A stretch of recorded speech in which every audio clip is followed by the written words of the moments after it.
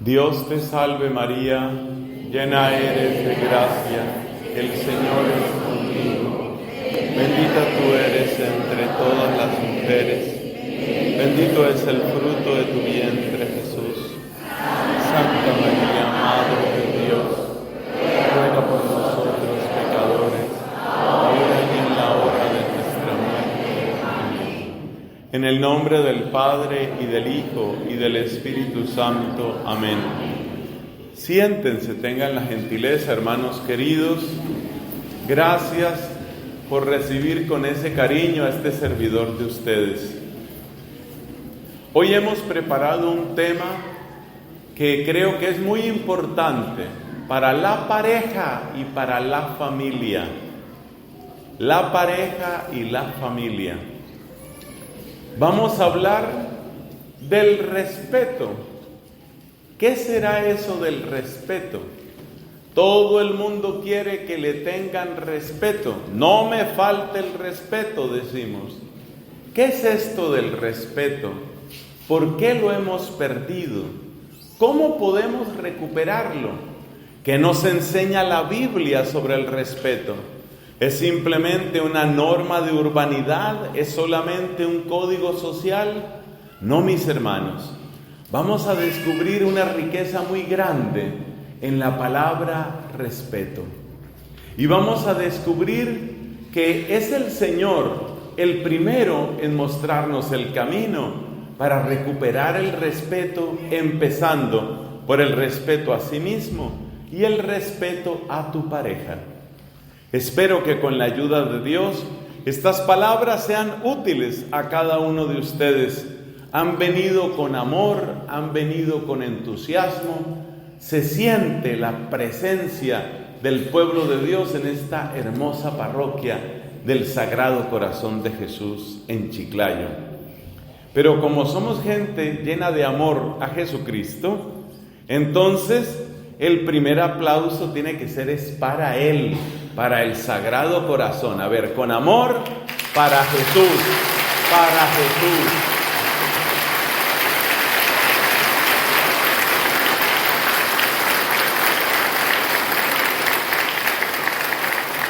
Él nos está acompañando, está siempre con nosotros.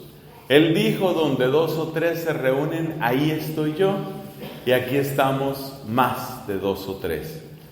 Bueno, hermanos, empecemos por darnos cuenta que la sociedad en la que estamos parece marcada por el irrespeto.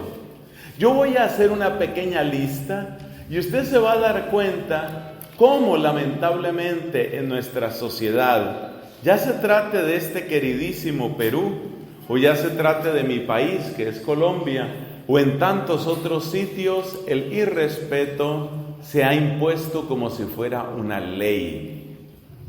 Observe usted, por ejemplo, lo que sucede en el ámbito político. Muchas personas se sienten realmente irrespetadas. ¿Por qué? Porque todo acto democrático es un acto de confianza que supone una responsabilidad. Cuando se elige a un presidente, a un intendente, a un gobernador, cuando se elige a un diputado, a un congresista, se le está depositando una confianza, se está creyendo de alguna manera en su palabra y se le están entregando unos recursos. Pero cuando esa persona utiliza esa confianza y esos recursos, no para el bien del pueblo que le eligió, sino únicamente para sí mismo, o para su familia, o para sus amigos, o solamente para la gente de su partido, entonces el pueblo se siente irrespetado. Porque nosotros le hemos dado confianza a usted. Nosotros hemos puesto confianza en usted y usted no ha cumplido. Ahí nos sentimos irrespetados. En mi país se utiliza una expresión que es muy fuerte, no es vulgar, pero es muy fuerte. Esa expresión es manoseo. Nos sentimos manoseados, nos sentimos irrespetados. Así como una persona en su cuerpo no tolera que alguien le esté tocando o acariciando, así también el pueblo se siente irrespetado. Ese es un ejemplo que hay que tener en cuenta.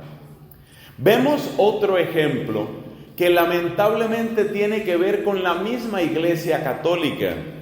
Cuando nos decepcionan nuestros sacerdotes, cuando vemos que el sacerdote no está a la altura de su vocación, cuando se han dado casos tan vergonzosos de abusos o de incumplimiento de los compromisos, el pueblo se siente decepcionado y se siente irrespetado, y esa es una de las razones por las que a veces se levanta esa oleada de indignación, de rabia hacia algunos sectores de la iglesia. Es un problema de irrespeto, y así sean solamente unas pocas personas las que hayan caído en esos abusos, el daño que se causa es muy grande, porque nuestra gente quiere tener una gran confianza, una confianza llena de generosidad y de pureza en el sacerdote. Ahí se da irrespeto. Son elementos que nos muestran cómo en nuestra sociedad los pilares mismos de la sociedad a veces nos decepcionan profundamente. Cuando sentimos que nos están irrespetando en el comercio, sea a gran o a pequeña escala, entonces seguramente sacamos una expresión como esta: ¿es que usted cree que yo soy tonto? Sentimos que la persona que nos está maltratando nos está también despreciando. Esto sucede en nuestra sociedad. Hace poco en mi país hacían un estudio sobre las estaciones de gasolina y se descubrió que mucho más de la mitad de las estaciones de gasolina no dan el contenido que debían dar.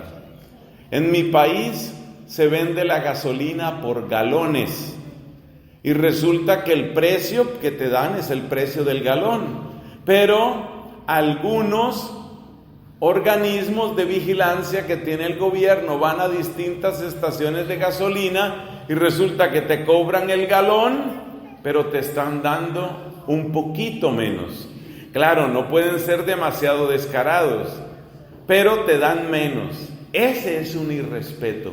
Y eso va creando una sensación de rabia, una sensación de indignación. Pasemos a otro espacio, ya no el de la sociedad en su tamaño macro, vamos a esos otros aspectos de la vida personal e interpersonal. ¿Qué está pasando muchas veces dentro de la familia? También en la familia encontramos muchas veces el tema del irrespeto. Me asombra encontrar papás, encontrar mamás, y cada vez son más en número, que tienen casi miedo de sus hijos. Casi miedo tienen de sus hijos, de contradecirles. Tienen miedo de negarles lo que les dicen, les piden o les exigen. Entonces, a veces nos encontramos con unos padres de familia que de niños le tenían miedo a sus propios papás, y ahora que ellos son papás le tienen miedo a los hijos. Entonces han vivido con miedo toda la vida. Tienen miedo a los hijos, miedo a contradecirlos. Y algunas tendencias legales van en esa línea de que nos llenemos de miedo hacia el niño, hacia el joven. Mire usted lo que pasó en Australia. El año pasado estuve en una hermosa misión en Australia, en 2 ciudades, en Sydney y en Melbourne. Y me comentaban cómo las leyes del Estado australiano les dan absoluta independencia a los jóvenes a partir de los 16 años de edad. Eso quiere decir que un joven de 16 años es oficialmente independiente en términos económicos. Y si se declara sin empleo ante el Estado australiano, por supuesto, el Estado le da un subsidio de desempleado. Claro, eso no existe en nuestros países, pero sí existe por allá. Y cualquiera podría pensar que ese es un gran avance social, pero mira las repercusiones que tiene en la familia. Me encuentro con esta situación en una familia.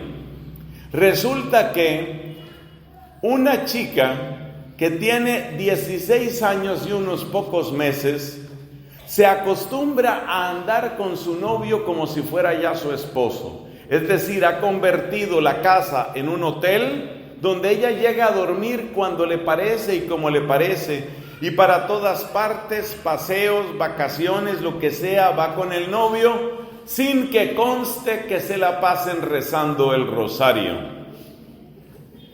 El papá se cansa de esa situación y entonces va a regañar a la hija, que claramente está viviendo como una cualquiera, porque no es el primer novio que tiene.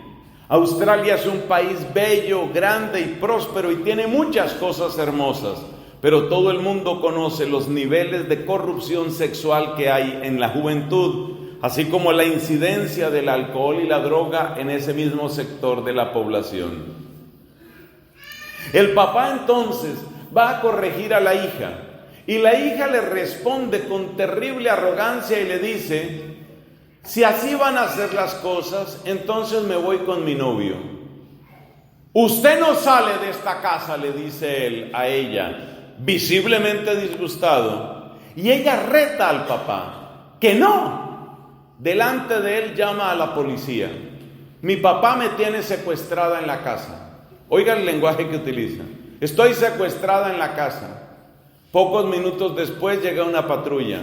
¿Qué está sucediendo aquí? La chica dice: tengo 16 años y 3 meses o 5 meses o lo que sea. Quiero irme de la casa y mi papá no me deja salir de mi casa. No me deja salir de esta casa.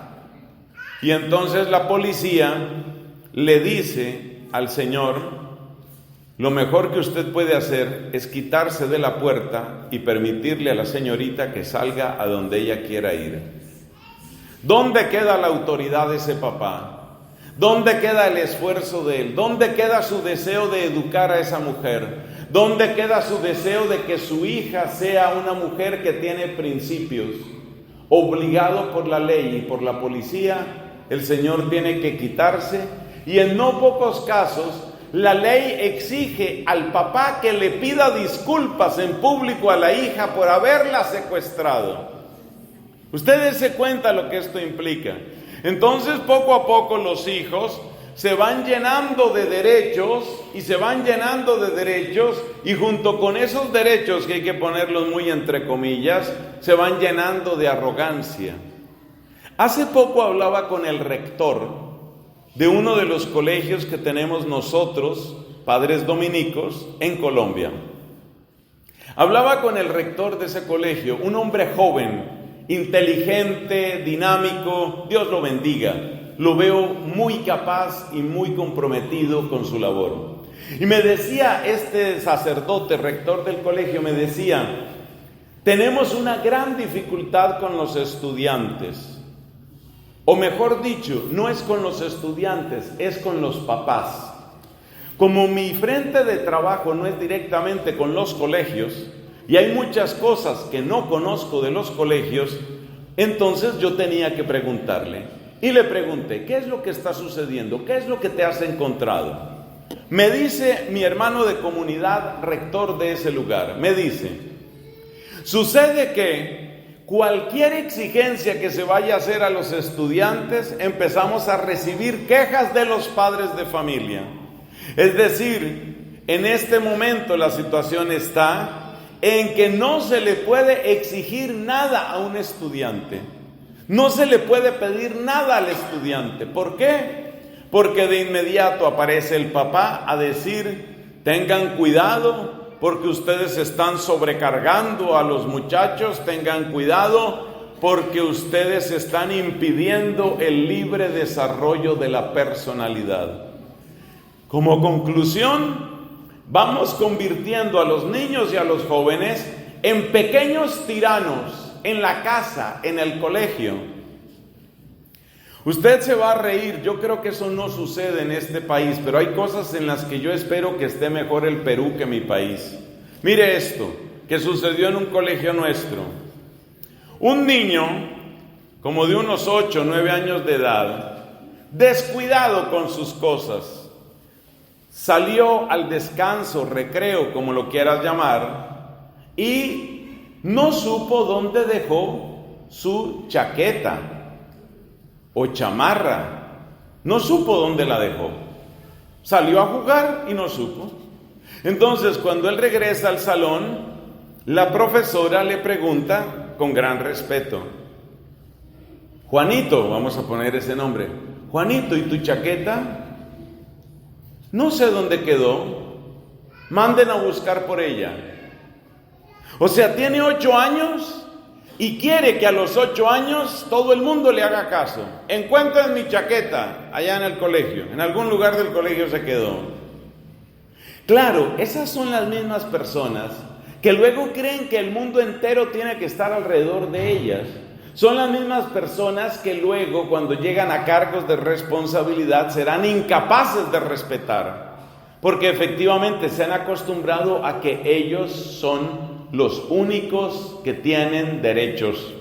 Muy poco se les puede hablar de deberes. Si examinamos la situación en la pareja, encontramos que lamentablemente el cuadro tampoco es demasiado halagador. En muchos de nuestros países ha habido una lamentable tradición de machismo, y ese machismo se expresa con un lenguaje, con unas actitudes que muestran una inferioridad de la mujer, la cual ha sido sistemáticamente irrespetada.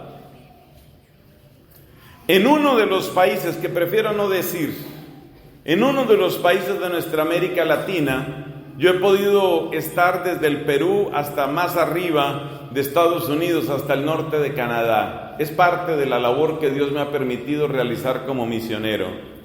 Y en uno de los países de América Latina, encontré que unas amigas le daban este consejo a otra amiga. Le decían: mira, tú no te preocupes ni te deprimas por las infidelidades de tu esposo.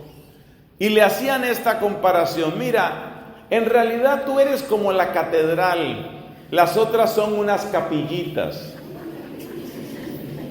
¿Qué se le está pidiendo a esa mujer? Se le está pidiendo que ella admita que su esposo no le va a ser fiel. Pero, ¿qué tal que ella sea la infiel? Entonces viene el insulto, viene la palabra humillante, viene el golpe, viene la violencia. Esto ha sido una lamentable tradición en muchos lugares. Hasta hace unas cuantas décadas, eso ya ha cambiado mucho en nuestro tiempo, pero hasta hace unas cuantas décadas el presupuesto era que la mujer debía llegar virgen intacta al matrimonio, y cuidado no, pero el hombre llegaba con toda la experiencia del mundo, con todo el sexo del mundo, pero ella no. Eso es irrespeto. Eso le está diciendo a esa mujer: tú vales menos, tú no tienes derecho a lo que yo sí tengo derecho. Aquí en esta casa el que grita soy yo, y usted es la que obedece. En esta casa mis derechos valen, los suyos no valen. Por supuesto, esta situación de machismo es absolutamente detestable.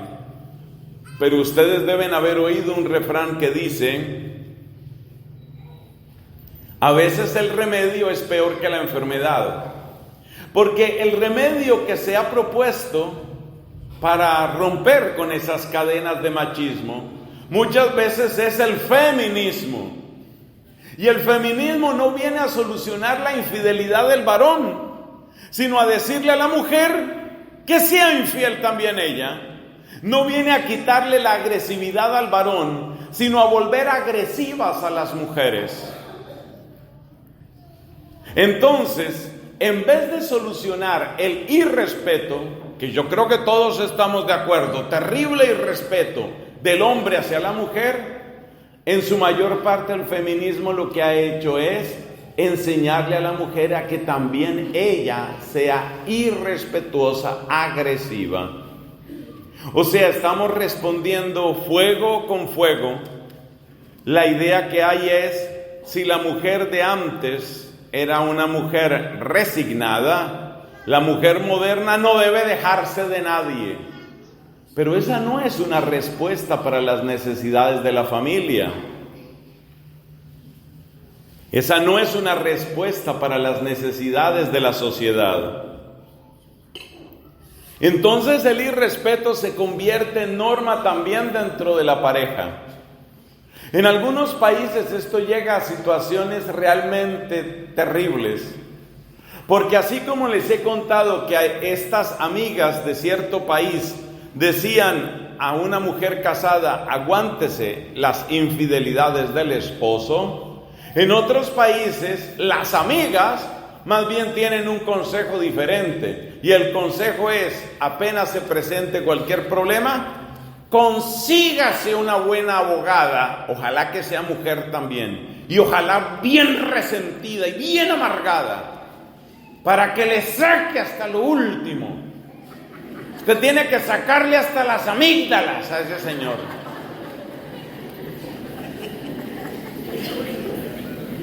Entonces, hemos pasado de las amigas, yo esas amigas las pongo muy entre comillas, hemos pasado de las amigas que aconsejaban una resignación cómplice con la infidelidad del esposo, a las amigas ya todas separadas, que en el fondo tienen envidia de la que todavía está casada y quieren a toda costa que esa también se separe. Pero todo esto va volviendo a nuestra sociedad terriblemente violenta. Y luego las manifestaciones de violencia revientan por todas partes. Es muy lamentable ver cómo en la calle, en los estadios deportivos, hay unas explosiones de vandalismo, unas explosiones de violencia que están mostrando algo muy profundo. Cuando las personas en una marcha por la mujer en Argentina tienen que ensuciar con excrementos humanos la catedral, cuando ese tipo de cosas pasan, a mí no me vengan con historias. Ese odio no se gestó en un día ni en 2 días. Eso está mostrando un fondo enfermo, un fondo de daño, de herida, de amargura y de enfermedad. Y es ahí donde hay que atacar.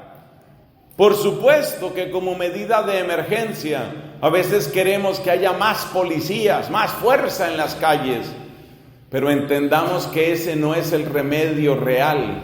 Eso es apenas para contener las consecuencias de un ataque de ira, pero los problemas de fondo, que en el fondo son precisamente problemas de irrespeto, esos no los estamos abordando. Y esa es la importancia que tiene este tema. Es muy importante que nos demos cuenta, mis hermanos, de cómo estamos viviendo en una sociedad donde el irrespeto sucede desde la gran escala del poder ejecutivo, legislativo y judicial. Sucede a gran escala, incluso en altas autoridades de la iglesia. Sucede a gran escala en las grandes empresas. Es impresionante ver el irrespeto, la burla de algunas de las empresas. Gente que no tiene ni siquiera necesidad de robar, porque alguien podría justificar una acción delictiva si hay una necesidad apremiante. Pero no. Ustedes saben lo que ha sucedido con algunas de las fábricas de automóviles en la superindustrializada Alemania, en la superdesarrollada Alemania. Estamos ante el caso de fábricas de automóviles que certifican emisiones de gases, tema muy sensible en estos tiempos de sensibilidad a la ecología. Certifican emisiones de gases que no corresponden a la realidad de los motores. Es decir, te están haciendo pagar por unos estándares de calidad ecológica que no son verdad, porque el aparato que tú compras no tiene los estándares que ellos dicen. O sea que por eso te digo, hay irrespeto en términos políticos, sociales, religiosos, empresariales, familiares, de pareja. Yo creo que el problema es claro y creo que todos lo percibimos. Pero ahora tenemos que preguntarnos, ¿hay un camino que se pueda seguir? Y sobre todo nosotros que somos creyentes, ¿Qué podemos hacer en ese sentido? Hay que tener en cuenta, antes de pasar a la parte de nuestra fe, hay que tener en cuenta, mis queridos hermanos, que así como el irrespeto es detestable, hay otra epidemia que también se da en nuestro tiempo, una epidemia de la que ha hablado nuestro Papa Francisco. Él la llama la epidemia de la indiferencia. Da la impresión de que el irrespeto es como una especie de invasión, es como una especie de imposición sobre el otro. Y en cambio la indiferencia es una distancia. A veces decimos que respetamos a las personas, pero en el fondo nuestro respeto, ese también entre comillas, es solo un disfraz de la indiferencia. Y si es verdad que el irrespeto enciende los ánimos y trae caos en la sociedad, no debemos olvidar, hermanos, que la indiferencia hace que muchos corazones mueran de frío. Las historias que más me conmueven sobre la indiferencia son las de aquellas personas que han muerto en absoluta soledad sin que nadie les extrañe. Y creo que el caso que no se borrará de mi mente en muchos años, tal vez nunca, es una historia que sucedió en Inglaterra. Resulta que por razones de ciertas reparaciones de tuberías y cañerías y cosas de esas, trabajos públicos, tenían los trabajadores que ingresar a un determinado apartamento, un edificio de apartamentos, y tenían que ingresar a un apartamento donde vivía un cierto señor. Inventémonos un apellido, el señor Hampton. El señor Hampton vivía en ese apartamento. Y resulta que llegan los trabajadores y nadie responde. Preguntan a los vecinos y nadie sabe de ese señor, solo saben que ahí vive el señor Hampton. Bueno, resulta que el señor Hampton ya no vivía. Resulta que el señor Hampton se había muerto. Resulta que el señor Hampton tenía 2 años de muerto. Nadie lo había extrañado. Ninguno de sus vecinos, ninguno de sus parientes. Su cadáver, por supuesto, en parte ya corrompido y en parte momificado, es una cosa como de cuento de terror, estaba tendido sobre un sofá. Y aquí viene la parte que a mí me pareció más espeluznante. El aparato de la televisión había estado encendido esos 2 años. Una televisión encendida y un cadáver con 2 años de descomposición frente a él, frente a ella, frente a esa televisión. Nadie hizo una pregunta, nadie lo extrañó. Esta es la epidemia de la indiferencia. Nosotros, ustedes y yo, hermanos, ¿cuántas veces en este año hemos oído de naufragios en el Mediterráneo? Por la razón que sea. Yo sé que hay gente que está huyendo de guerras. Yo sé que hay gente que está huyendo de la pobreza. Y también sé que hay gente que quiere infiltrarse en Europa. También hay oportunistas. Y también hay traficantes de seres humanos. El tráfico de seres humanos, el tráfico de personas en el Mediterráneo, como en tantos otros lugares del mundo, por ejemplo la frontera entre México y Estados Unidos, ese tráfico de personas, ese fluido de personas tiene de todo. Y nosotros no podemos caer en la ingenuidad de decir todos son pobrecitos y son inocentes. Tampoco podemos caer en la crueldad de decir son unos malditos, manténganse lejos de nosotros que somos los desarrollados. Mi país, mis queridos hermanos, Colombia ha recibido casi 2 millones de personas de Venezuela que está viviendo una tragedia humanitaria de dimensiones colosales. Por eso nosotros colombianos sabemos lo que esto significa. Y sabemos que muchas de esas personas han significado dificultades, problemas y crímenes en Colombia. Así como también hay unos dramas humanos espantosos. Pero ¿qué sucede? Que cuando la gente ve que el que viene de fuera roba o se mete en una banda o se mete en un cártel o cartel, dicen en otras partes, de la droga, muchas veces nos resulta muy sencillo ponerle una etiqueta a todos los extranjeros y decir todos son unos delincuentes. Y después de que les ponemos esa etiqueta ya no nos importa lo que suceda con cada una de esas vidas. Y esto es grave. Pero mi punto es, en lo que va corrido de este año, ¿cuántas veces ha oído usted si oye noticias?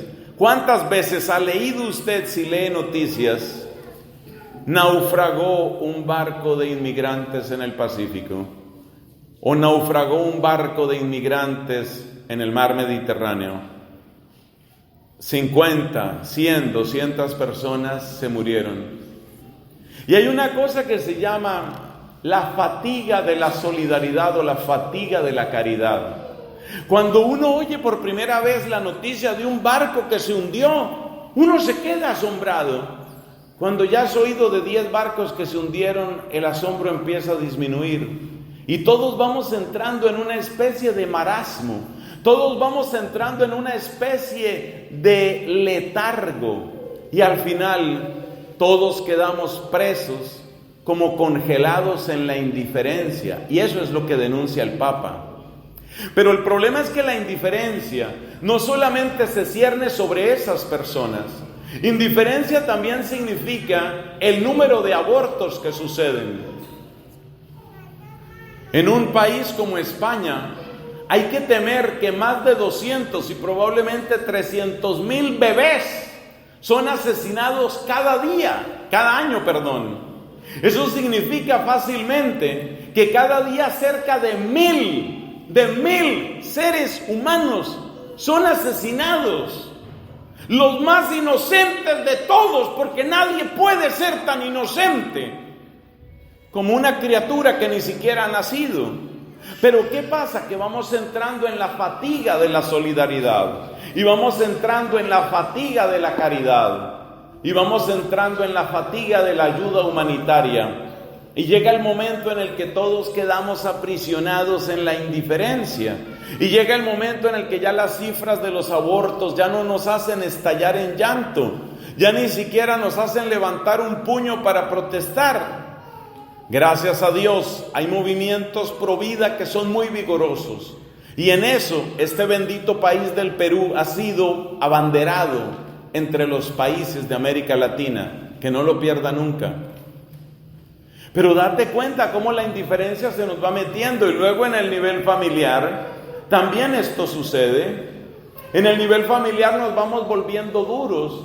¿No será que en tu familia o en mi familia ya ha empezado a suceder esto?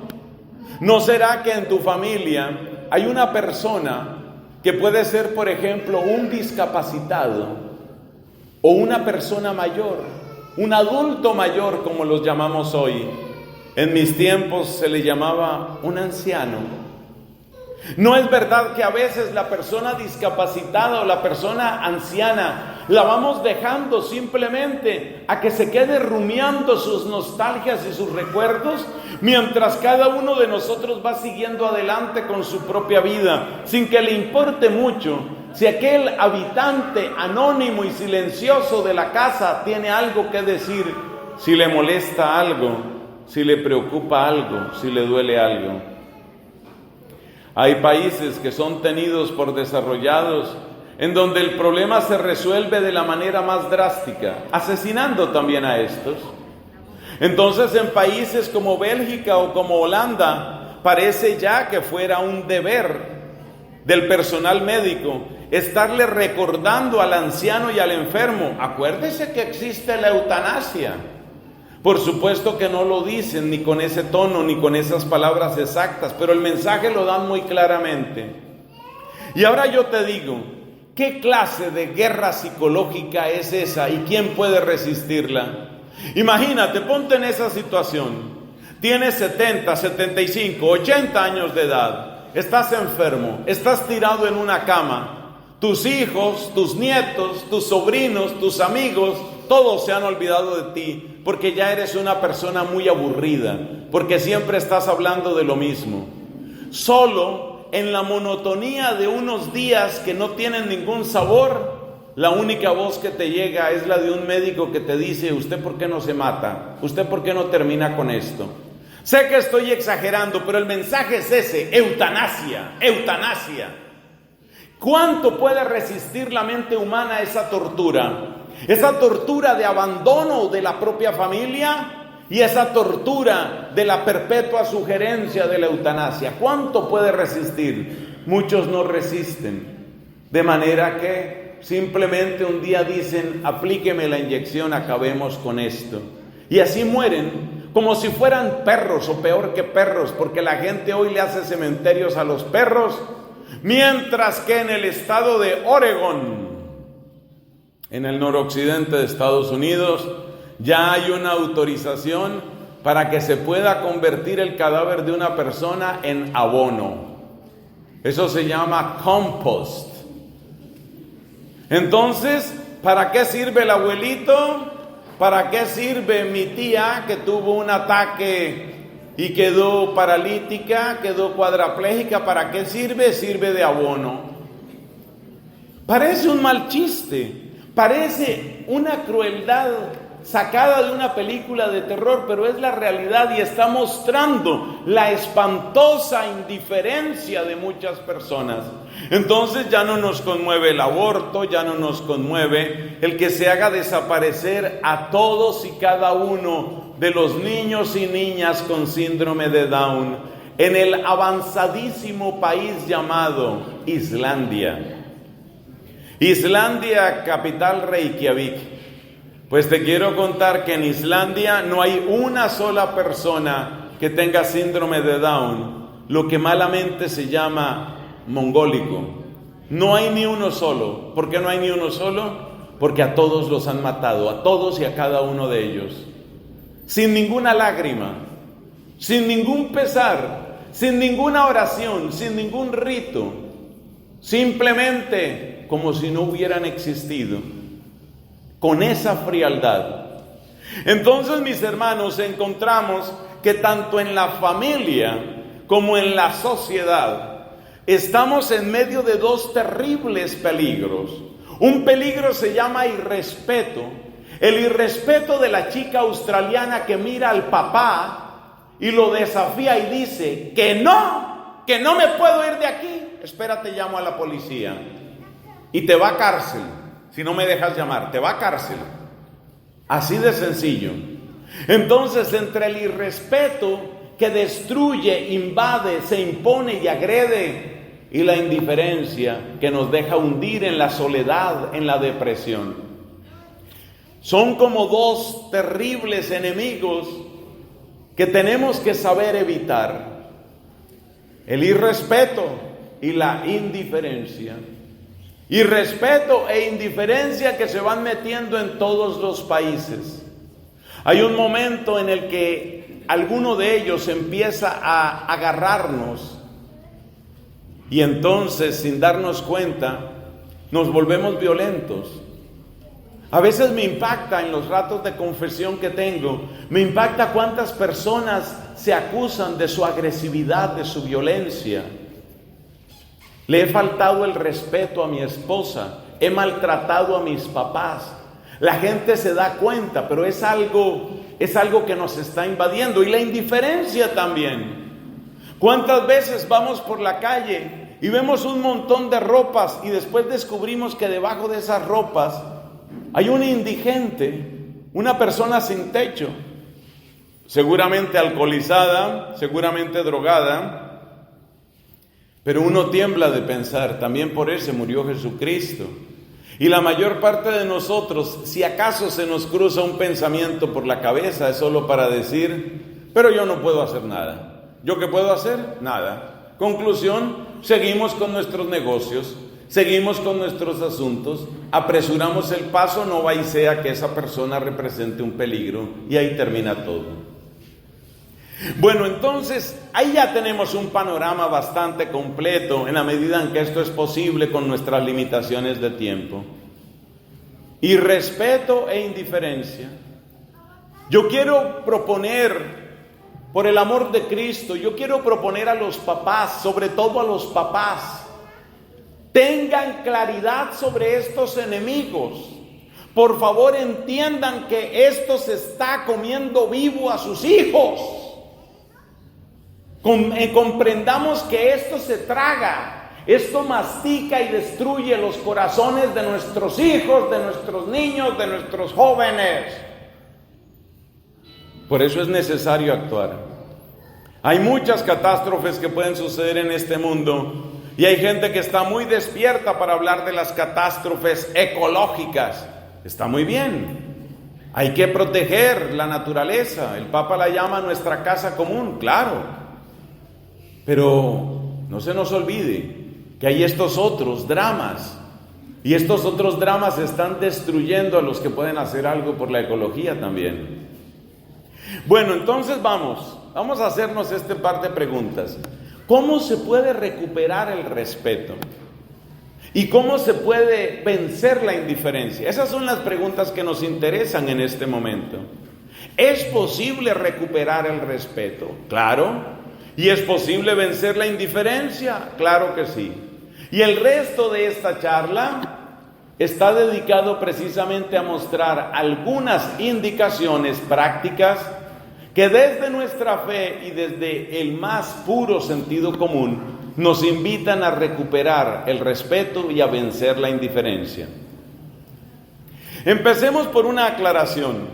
El respeto, el verdadero respeto, no es simplemente una actitud externa. Y óigame esto que le voy a decir, que es lo interesante de tratar al mismo tiempo irrespeto e indiferencia. Óigame lo que le voy a decir. Cuando el respeto es puramente un disfraz exterior, inmediatamente se pone en la ruta de la indiferencia. Cuando el respeto es solamente una actitud exterior, ahí empezó la indiferencia. Es como cuando la persona dice, no, yo te respeto significa en realidad no me importas tú, ya empezó la indiferencia. Por eso lo que hay que tener más claro en este tema es que el respeto no empieza como una pura actitud de urbanidad, no es un puro código de trato social. ¿Dónde empieza el respeto? Te voy a decir, el respeto por tu hermano empieza adentro de ti. El respeto empieza adentro. El respeto empieza en el silencio. Y para los que somos creyentes, el respeto empieza en la oración, en la gratitud y en la súplica. ¿Qué queremos decir con estas palabras que repentinamente toman ese tono tan espiritual después de que hemos mostrado tantas realidades tan crueles, visibles, materiales y sociales como las que hemos mencionado? Yo te voy a decir lo que tiene que ver. Y permítanme que entre todos los ejemplos yo tome el caso de la pareja, porque de algún modo la pareja es la matriz de la que va a salir todo en la sociedad. Al fin y al cabo, cada uno de nosotros viene de una pareja.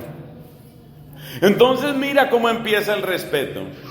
El respeto no empieza en las palabras que tú dices o dejas de decir. El respeto no empieza en los gestos que tú haces o dejas de hacer. El respeto empieza, ya lo dije, en el silencio, en la reflexión, en la oración agradecida y suplicante. ¿Cómo sucede esto? Bueno, tomemos el ejemplo de la pareja. Pensemos en ese hombre y en esa mujer. Y pensemos que ese hombre, un día que se dirige hacia su casa, como todos los días, ha terminado su jornada laboral, está agotado, un poco de mal genio, no ha sido un día fácil, el ruido constante de la ciudad, la congestión del tráfico, las amenazas de que quizás me van a robar en alguna parte. El hombre va tenso, va cansado, Su cuerpo está sudoroso y su alma está ajada. Se dirige a la casa, se dirige a su casa. Sabe que va a encontrarse con su esposa. Este hombre puede llegar simplemente a la casa para hacer lo que tal vez siempre ha hecho: llegar a exigir, llegar a reclamar, llegar a regañar. Pero también puede hacer otra cosa. Faltando todavía un buen trayecto para llegar a su casa, porque ese día él va a pie, faltando todavía unas cuantas cuadras para llegar a su casa, él entra un momento en su propio corazón. Y en ese momento se hace una pregunta que parece obvia y no lo es. Y esa pregunta es: ella, ¿quién es ella? Mi mujer, ¿quién es ella? En el momento en el que él piensa en ella, ojo lo que estoy diciendo, no ella en función de él, porque el irrespeto precisamente tiene su raíz en mirar a las personas en función de uno mismo. Cuando ese varón mira a la mujer solamente en función de él mismo, entonces esa mujer se convierte en su empleada, su esclava, su objeto de sexo, su cocinera, su lavandera, porque la está mirando en función de sí mismo. Pero ¿qué pasa cuando este hombre se detiene y empieza a mirarla a ella, no en función de sí mismo, sino simplemente ella como persona, como mujer, como persona que se cansa, persona que sueña, que ríe, que llora, que espera, que necesita, lo mismo que él llora, espera, necesita? En el momento en el que él se hace esa reflexión, en el momento en el que él empieza a descubrir quién es ella, también puede hacerse otras preguntas. Seguramente puede descubrir las cualidades que ella tiene. Y esa mujer, estoy seguro, que tiene muchas más cualidades que simplemente saber atender a su esposo. Ella tiene sus propias cualidades. Cualidades que él nunca ha visto, porque siempre la ha visto a ella en función de él. Como este hombre es un creyente que asiste a la parroquia del Sagrado Corazón de Jesús, entonces a él se le ocurre algo que tal vez no ha hecho hace muchos años o nunca. Señor Dios, quiero darte gracias por mi esposa. En el momento en el que él dice esas palabras, está rompiendo la cadena del irrespeto. Con solo decir esas palabras, Dios quiera que esa oración se prolongue mucho más, por supuesto, pero con solo decir esas palabras ya se empieza a romper la cadena. Gracias por esta mujer que tú me has dado. Gracias por ella. ¿Sabes qué es lo que más rompe la cadena del irrespeto?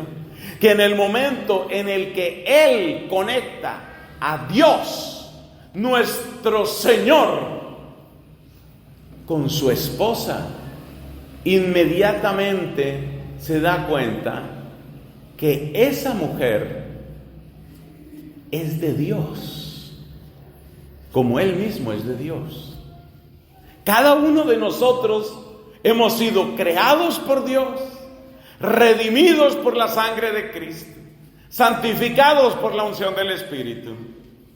En el momento en el que tú empiezas a hacer estas reflexiones y empiezas a dar gracias por esa esposa, por ese esposo, por ese papá, por esos papás, en ese momento las cosas cambian. ¿Cuántos adolescentes, cuántos niños, cuántos jóvenes miran a los papás simplemente como esclavos o semiesclavos obligados a proveer mis necesidades y dar gusto a mis caprichos? Pero ¿qué sucede cuando un niño, cuando un joven, de camino a casa o en otro lugar, se detiene y dice estas palabras: Señor, hoy quiero darte gracias por mis papás. Mira, la oración es algo tan bello, la oración es algo tan poderoso. De las cosas más grandes que hace la oración es que te da unas gafas.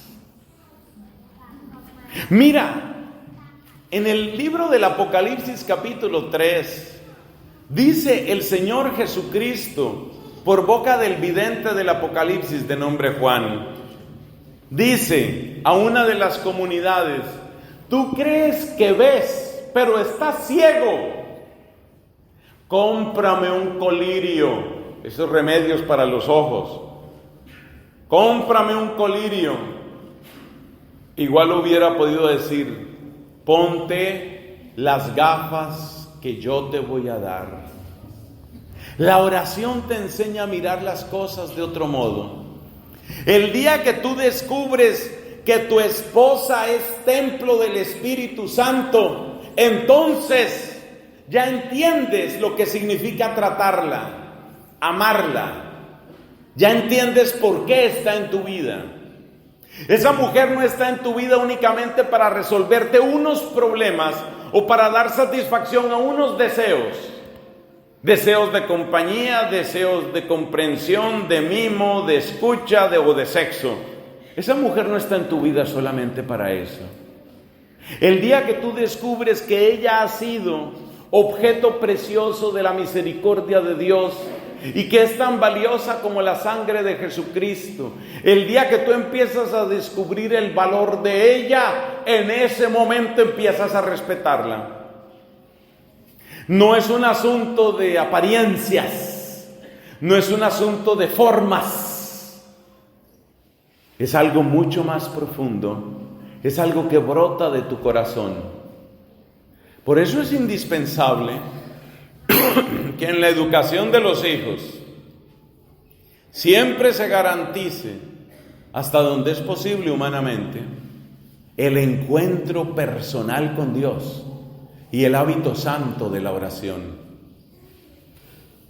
Esos hijos que oran, esos hijos que oran por sus papás, esos hijos serán capaces de respetar a sus papás.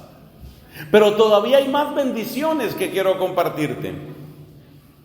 En el momento en el que tú haces una oración por una persona, ya Dios empieza a derramar su bendito colirio, empieza a enseñarte cómo mirar a esa persona de otro modo. De hecho, con una sola oración, que hagas una sola oración, ya has dado un paso, aunque sea pequeñito, para acercarte a la manera como Jesús mira a las personas. Observa esto. ¿Cuántas veces había ido el apóstol Pedro a Jerusalén? Muchas. Consta que era un hombre de piedad. Pero tuvo que pasar la obra de la Pascua, la hora de la cruz y la noticia de la resurrección. Tuvieron que pasar todas esas maravillas para que Pedro tuviera unos ojos diferentes. En el capítulo 3 de los Hechos de los Apóstoles leemos que Pedro y Juan entraban al templo para la oración de la tarde. Ya te ubicas con ese pasaje, ¿no? Y junto a la puerta llamada Hermosa había un paralítico que solía pedir limosna. Ese paralítico lo habían puesto hace una semana ahí. ¿Cuánto llevaba? ¿Cuánto llevaba? ¿Una semana? ¿Cuánto llevaba? ¿Un mes? ¡Años! ¡Años! Llevaba años. Pero Jesucristo le dio ojos nuevos a Pedro. Y ese día Pedro sí lo vio. Ese día Pedro descubrió que había algo maravilloso que podía suceder en la historia de ese hombre que jamás había podido caminar porque era paralítico de nacimiento. Entonces eso es lo que hace la acción de Dios en nosotros. Te da ojos nuevos. Tú tal vez has visto a ese abuelito solamente, ay, como tan desaseado y siempre repite lo mismo. y hay tan sordo y tan difícil que entre en una conversación.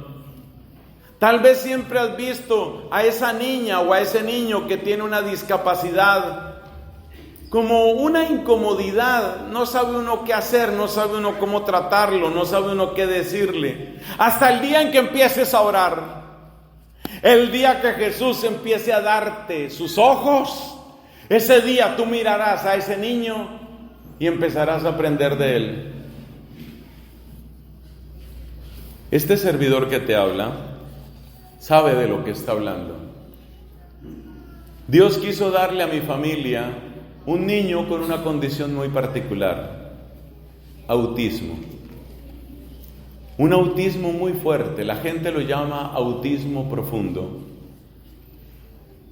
Nosotros en mi familia, debo decir, no estábamos preparados para eso. Mi hermano, el papá de ese niño, no estaba preparado. Pero ellos, él, mi hermano, papá del niño, y mi cuñada, con gran esfuerzo de cada uno, con gran amor entre ellos, a pesar de las dificultades que toda pareja tiene, y con gran fe en Dios, cuidaron de ese niño todos los días de la vida de él. El niño murió en un accidente hace unos años. Debo decirles que posiblemente es la misa más difícil que yo haya podido celebrar. No es nada sencillo, tú sabes de qué te estoy hablando. Pero al final de esa Eucaristía, donde yo dije lo que podía decir, tomó el micrófono para hablar el papá del niño. Y mira estas palabras que tampoco se borrarán de mi mente. Decía mi hermano, y que Dios bendiga a mi hermanito, porque en tantas cosas ha tenido que sufrir también. Es un hombre que yo admiro. Mira lo que decía mi hermano. Junto al cadáver de su hijo muerto, murió en un accidente aquel sobrino mío. Decía mi hermano, nosotros siempre quisimos enseñarle. Es la preocupación de muchos papás cuando tienen un niño con capacidades diferentes o especiales. Nosotros siempre quisimos enseñarle, y era él el que nos estaba enseñando a nosotros. Y luego se puso a contar todo lo que él había aprendido de ese niño especial. Y yo lo escuchaba, como la mayor parte de la gente en aquella iglesia, yo lo escuchaba con lágrimas en mis ojos. Yo lo escuchaba y decía, ¿cómo es posible tanto valor y tanto amor en un momento tan difícil? Eso es lo que hace Dios. Dios te da otros ojos. Y ese niño que muchos mirarían como una incomodidad, y yo sé que esto puede lastimar a algunos papás que tienen situaciones parecidas, pero esos papás también me entienden porque yo sé de qué estoy hablando. Ese niño que para algunos podía ser una incomodidad o un problema, ese niño se convirtió en un maestro en medio de sus circunstancias. Y ellos se convirtieron en discípulos y aprendieron cosas, aprendimos cosas.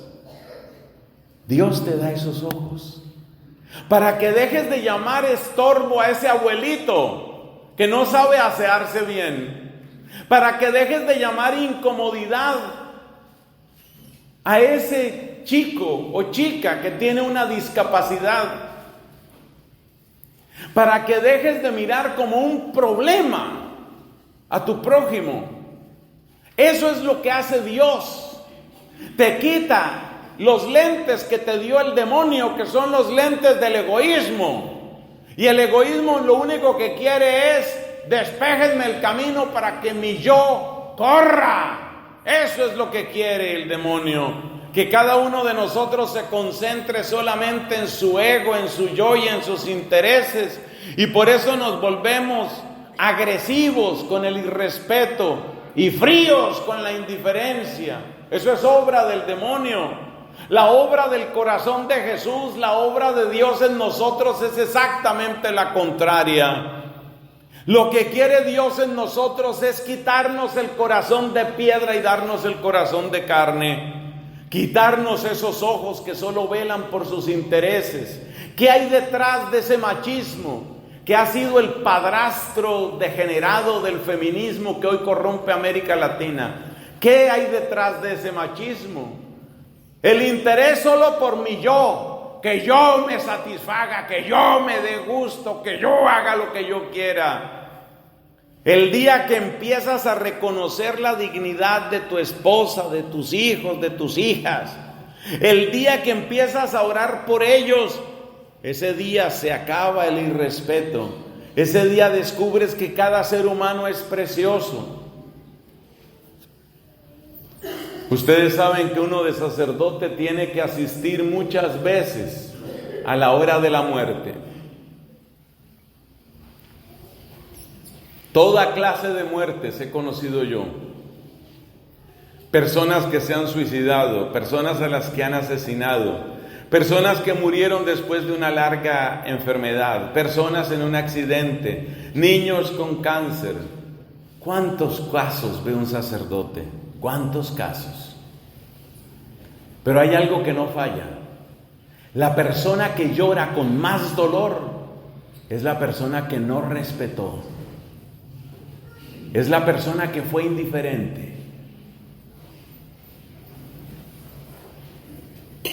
El irrespeto y la indiferencia, eso es lo que se convierte en manantial de llanto amargo a la hora de un funeral.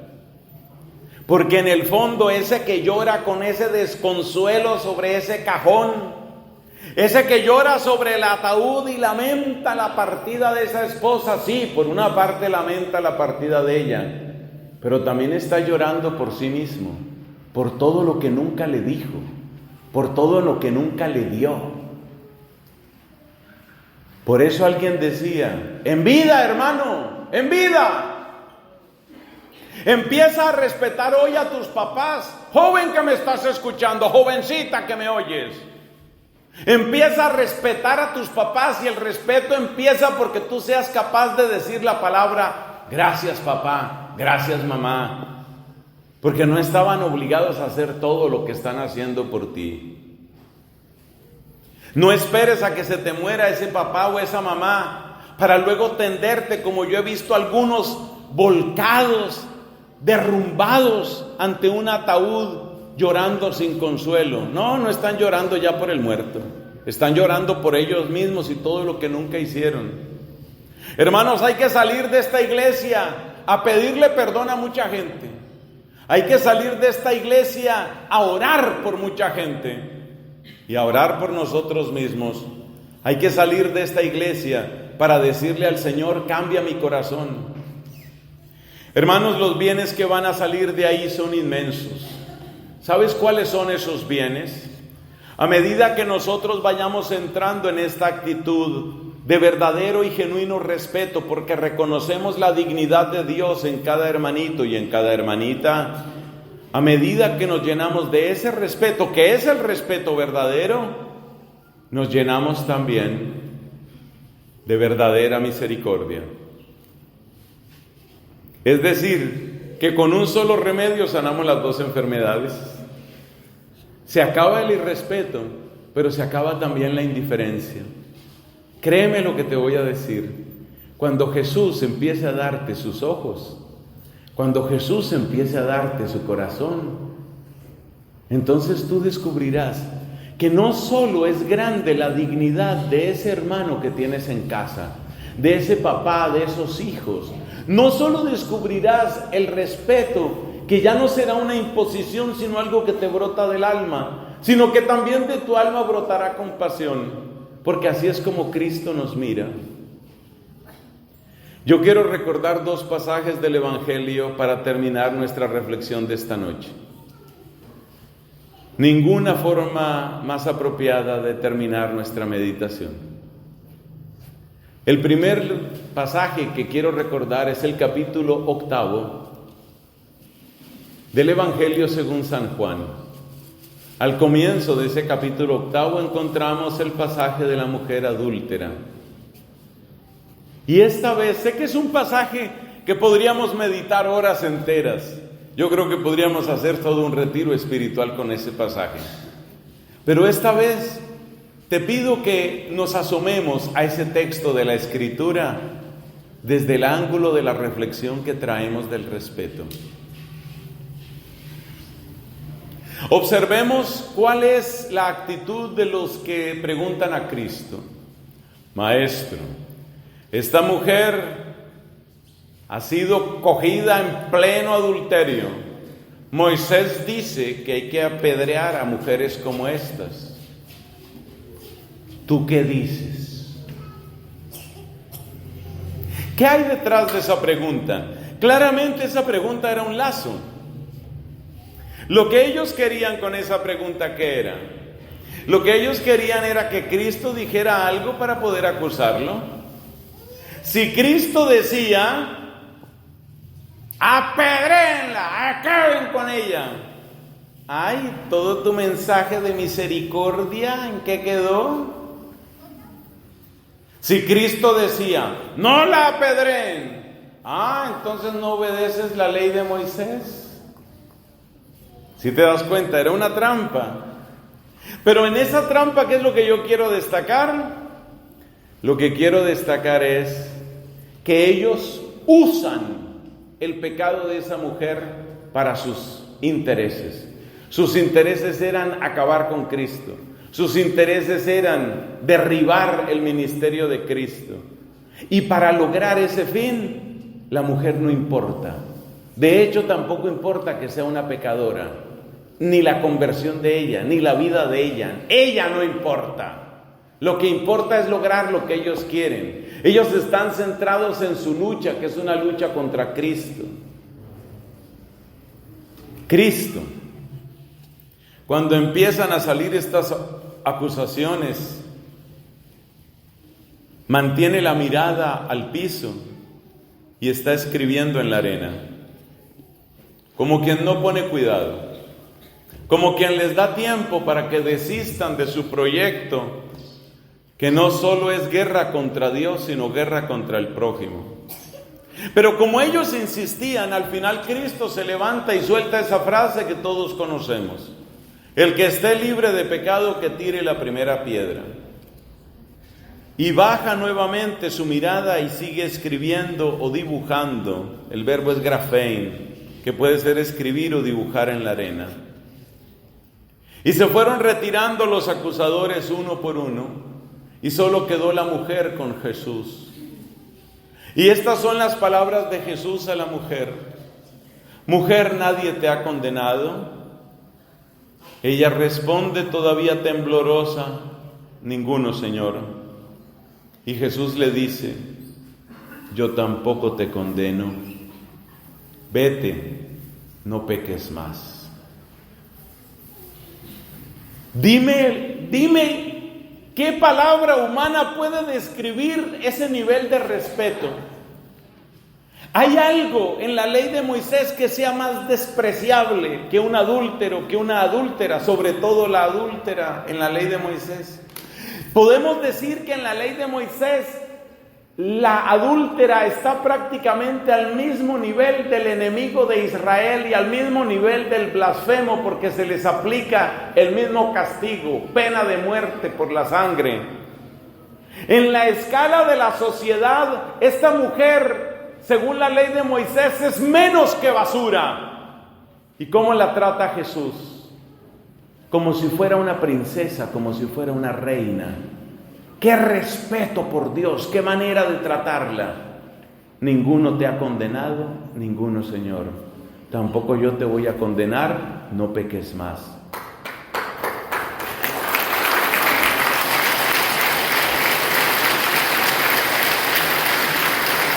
Hermanos, fíjate cómo Cristo con esa frase le tiene el más exquisito respeto a ella. Pero al mismo tiempo, no es indiferente.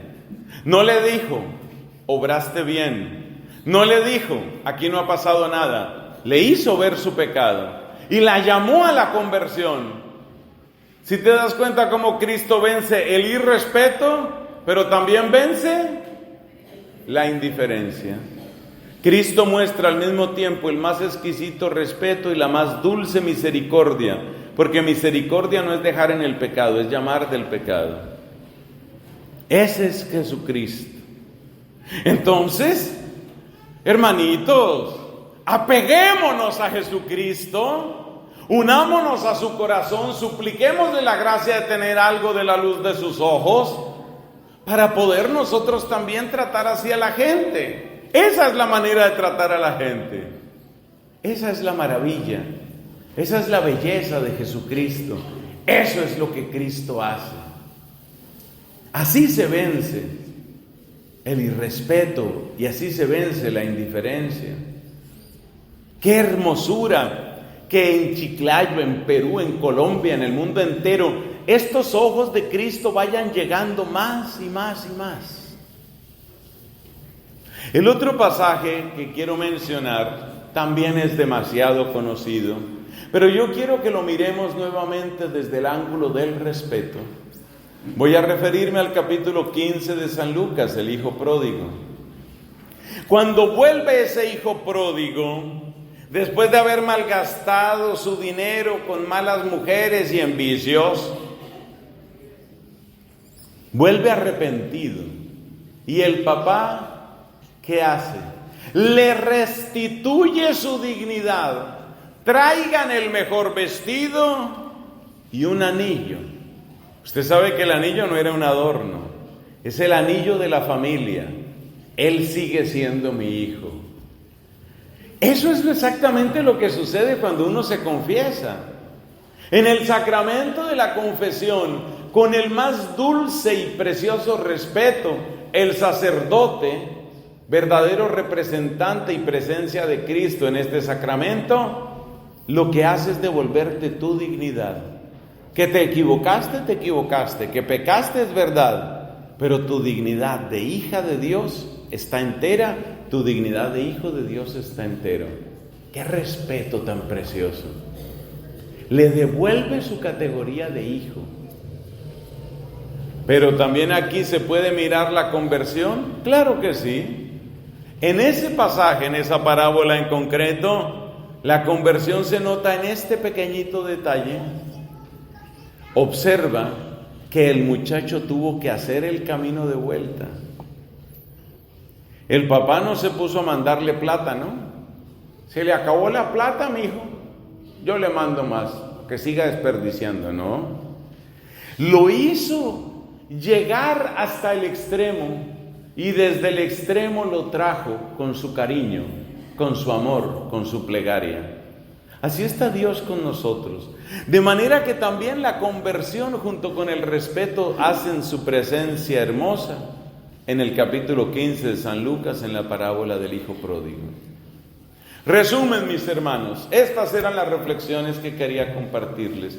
Vivimos en un mundo que en la escala grande y en la escala chiquita, en la escala macro y en la escala micro, está padeciendo dos terribles enfermedades: el irrespeto y la indiferencia. Y eso no se soluciona con maquillaje ni solo con buenas maneras. Es necesario que aprendamos a entrar en nosotros mismos y con el amor de Dios bien asentado en el corazón, empecemos a descubrir nuestra propia dignidad y la dignidad de nuestros hermanos. Dignidad que proviene de que son obra de Dios y por eso son suyos. Son redimidos por su sangre y por eso son suyos. Son habitación del Espíritu y por eso son suyos. Y si son de Dios, yo no tengo derecho a maltratar la obra de Dios.